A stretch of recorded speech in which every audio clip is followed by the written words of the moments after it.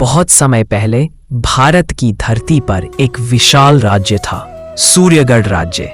यहाँ के राजा वीरेंद्र सिंह अपनी वीरता और न्यायप्रियता के लिए जाने जाते थे। रानी सावित्री अपनी बुद्धिमत्ता और दया के लिए प्रसिद्ध थीं। उनकी एकमात्र संतान थी राजकुमारी अन्विता। राज्य समृद्ध था, प्रजा सुखी थी, लेकिन हर सुख शांति के पीछे छुपा था एक ऐसा रहस्य जिसे कोई जानता नहीं था। एक दिन राज्य में एक अनजान सौदागर आया। उसकी आंखों में चमक थी और व्यवहार में गहरी गंभीरता। वह साधारण व्यापारी जैसा नहीं दिखता था। उसके पास दुर्लभ रत्न, बहुमूल्य वस्तुएं और अद्भुत दवाइयां थीं। लोग आश्चर्यचकित थे कि आखिर वह इन्हें कहां से लाता है। राजकुमारी अन्विता ने भी उस सौदागर को देखा। उसे लगा इस व्यक्ति में कुछ रहस्य छुपा है। उसने पिता से कहा, पिताजी, इस सौदागर को महल बुलाइए। मैं जानना चाहती हूं कि इसके पास ऐसा क्या है जो पूरे राज्य में किसी के पास नहीं। राजा मुस्कुराए, पर उनकी आंखों में भी हल्की चिंता झलक उठी। सौदागर महल पहुंचा। उसने राजकुमारी को एक चमकदार दर्पण भेंट किया और बोला, यह कोई साधारण दर्पण नहीं है राजकुमारी। इसमें आप अपना भविष्य देख सकती हैं। सभी लोग हैरान थे, लेकिन दर्पण में सचमुच कुछ छलकने लगा। राज्य में युद्ध, महल में आग और राजकुमारी के आंसू। राजा रानी चिंतित हो गए। वे समझ नहीं पा रहे थे कि यह सौदागर सच बोल रहा है या छल कर रहा है।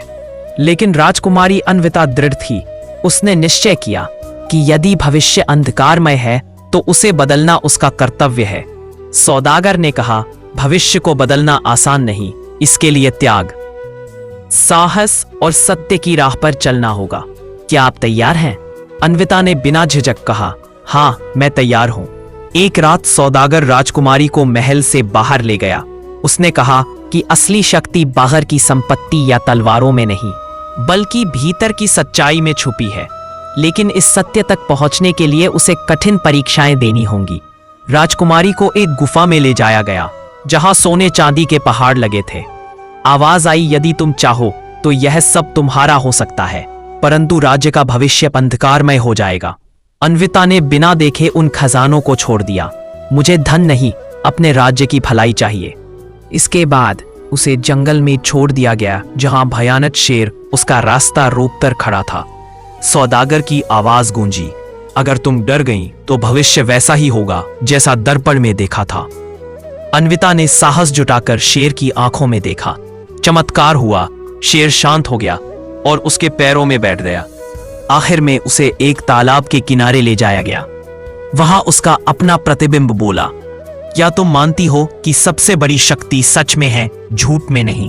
अन्विता ने दृढ़ स्वर में कहा, हाँ, चाहे जो हो, मैं हमेशा सच के साथ रहूंगी।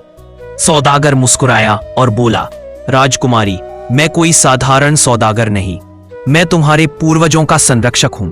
मैं यह देखने आया था कि क्या तुम अपने राज्य की असली उत्तराधिकारी बनने योग्य हो। राजकुमारी स्तब्ध थी। जब वह लौटी तो राजा रानी को सारा सच बताया। दर्पण फिर से देखा गया। इस बार उसमें राज्य समृद्ध और सुरक्षित दिखाई दे रहा था। युद्ध की जगह शांति थी और आंसुओं की जगह मुस्कान। राजकुमारी ने सीखा कि असली ताकत धन या शक्ति में नहीं, बल्कि सत्य, साहस और निस्वार्थता में है। उसने प्रजा को यह शिक्षा दी, भविष्य चाहे कितना भी डरावना लगे, यदि हम सच्चाई और साहस के मार्ग पर चले तो हम उसे बदल सकते हैं।